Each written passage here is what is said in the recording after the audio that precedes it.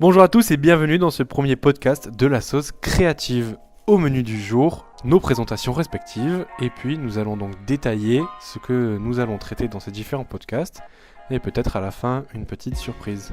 Une surprise ? Oui Rémi, mon cher Rémi, peut-être que je vais te mettre au défi sur un débat créatif et on discutera peut-être un petit peu des réseaux sociaux, mais en attendant je te laisse te présenter.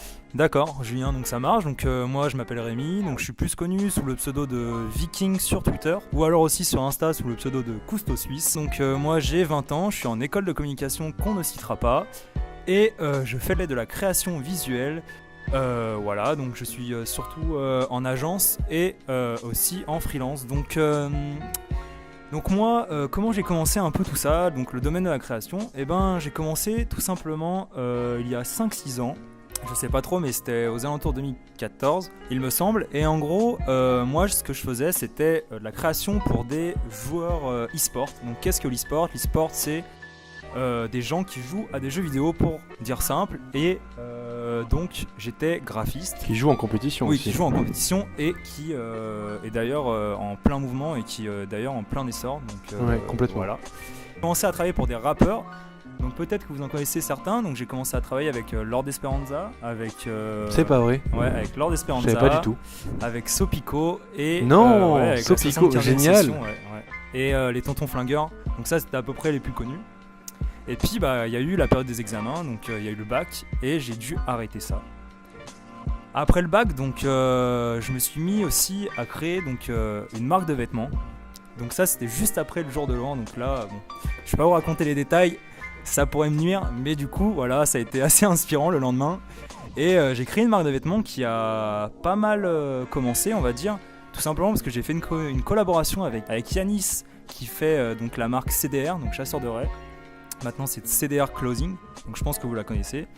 Et on a une collaboration qui nous a mené jusqu'à Londres et Paris. Donc c'était une belle collaboration.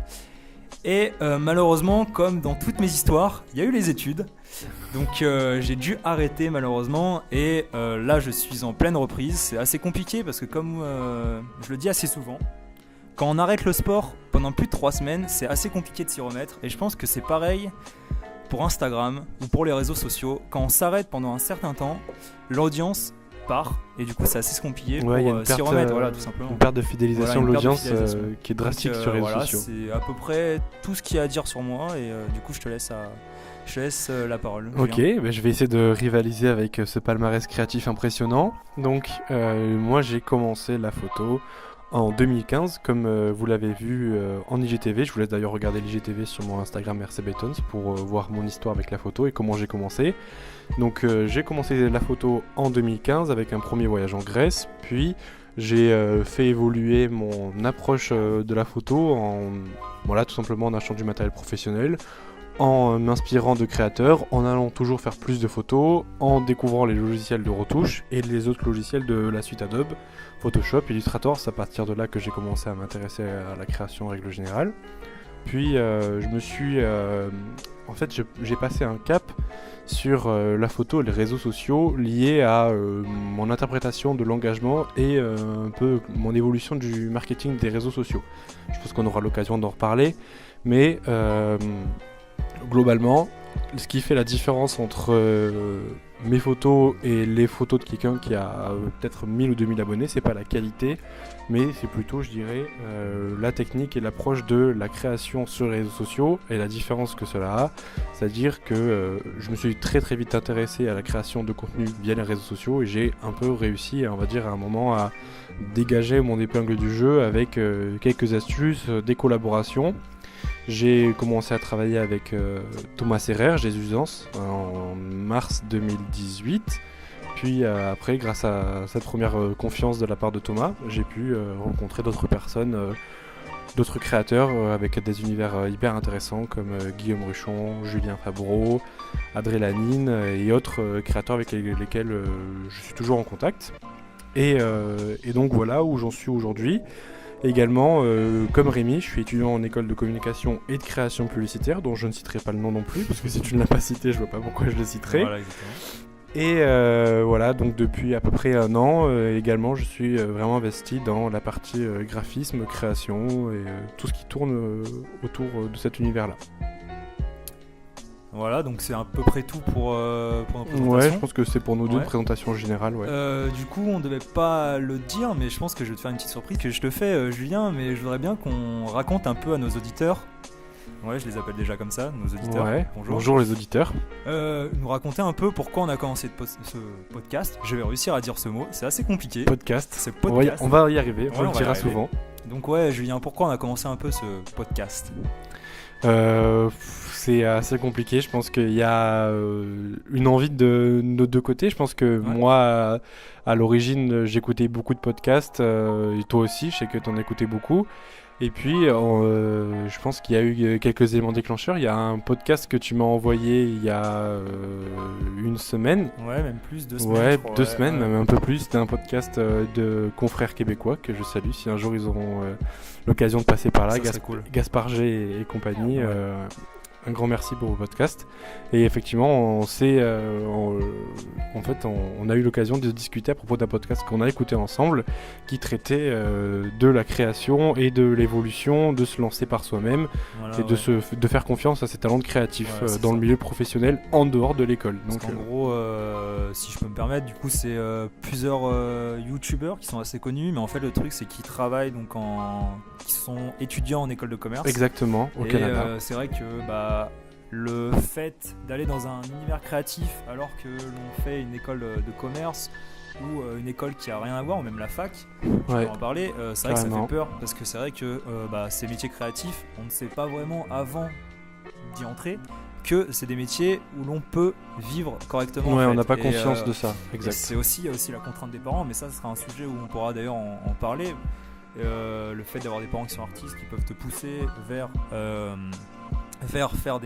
vers des métiers créatifs Ou même à des contrario, parents qui sont- Voilà, au donc contrario, c'est- exactement. Puisque je l'ai pas dit dans ma présentation, mais avant de passer en école de création, j'étais en fac de droit, Voilà, donc, ouais, à ça, Lyon ça. 3, poussé tout simplement par mes parents qui sont des enseignants.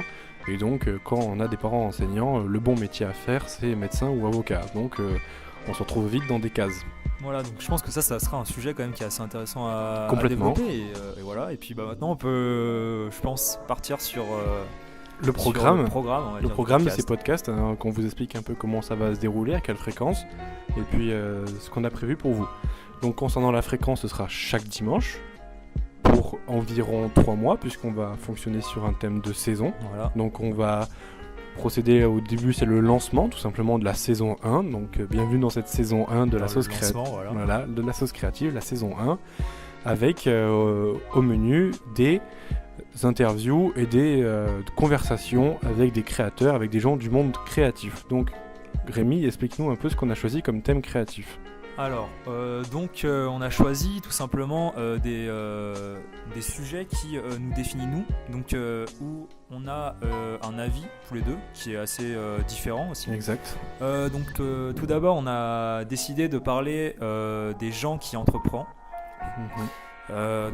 Soit dans le milieu des marques de vêtements ou soit dans le milieu plus créatif, donc voilà, des entreprises innovantes et créatives. Ensuite, on a décidé de parler aussi à des gens et de débattre sur des sujets de graphisme, tout simplement parce que nous sommes dans une école et de publicité et nous pratiquons donc le graphisme, moi depuis, comme je vous l'avais dit, depuis 4-5 ans, et je pense que c'est un sujet qui n'est pas assez détaillé en podcast. Ouais. Et, Même en règle générale, on oui, on se rend pas compte, je pense, de l'importance du graphisme dans la création visuelle. Aujourd'hui, tout ce qu'on voit est, Ouais. est souvent graphisme.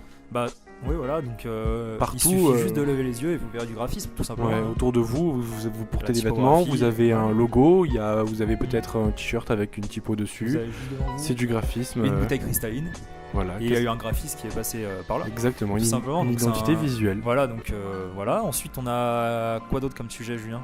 Alors, on va parler beaucoup de vidéos et tout ce qui tourne autour de la création de films. Je pense que aujourd'hui, dans le milieu créatif, c'est un peu la référence, puisqu'on est dans un monde ultra visuel qui se dirige de plus en plus vers ce rapport En effet, au visuel, même à l'audio, hein, puisqu'aujourd'hui on est dans l'audio, mais surtout à la création visuelle. Ouais, c'est vrai parce que j'ai eu une conférence avec un confrère de Google et il nous a annoncé que la vidéo sera la principale source de cette communication dès 2021. Donc ça veut dire que on va arriver sur la fin des prints, la fin des choses qui sont statiques, et on va arriver sur des publicités qui sont tout le temps mobiles. Donc, Ouais, complètement. vraiment, Lié aussi à l'évolution des écrans, tout oui. simplement. On se souvient de Wall Street aux États-Unis il y a 20 ans avec des prints sur l'avenue principale, puis des écrans interactifs, et aujourd'hui uniquement de la vidéo, tout Voilà, simplement. c'est ça, ouais. Donc voilà pourquoi nous traiterons de la vidéo. Après, on parlera beaucoup de photos aussi.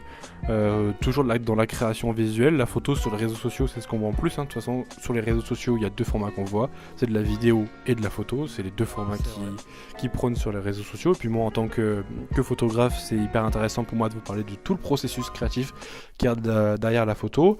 Et puis même en règle générale, derrière la photo, la création de contenu. Puisque, comme je l'expliquais en début, ce qui est intéressant quand on fait de la photo et quand on la partage sur les réseaux sociaux, c'est surtout cette notion de partage. Comment on le partage, comment on le fait. Et toute cette notion qui tourne autour de la création, donc sur les réseaux sociaux de photos. Et puis voilà, en dernier sujet justement, cette notion de marketing des réseaux sociaux, puisque je pense qu'aujourd'hui, toutes les créations ont une destination, en tout cas ont été considérablement modifiées par l'avènement des réseaux sociaux. Les créations qu'on pouvait observer il y a 50-60 ans s'inscrivaient dans un cadre qui était complètement différent de la création qu'on observe aujourd'hui, tout simplement liée au format qu'on a sur les réseaux sociaux. Les photographes, Instagram, bah voilà, c'est le 4/5e, donc on prend des photos en mode portrait, on prend moins de photos en paysage, et puis même en règle générale, tout ce qui concerne la création de contenu. Aujourd'hui, je pense qu'on peut dire que les réseaux sociaux ont changé la création de contenu. Ouais, on peut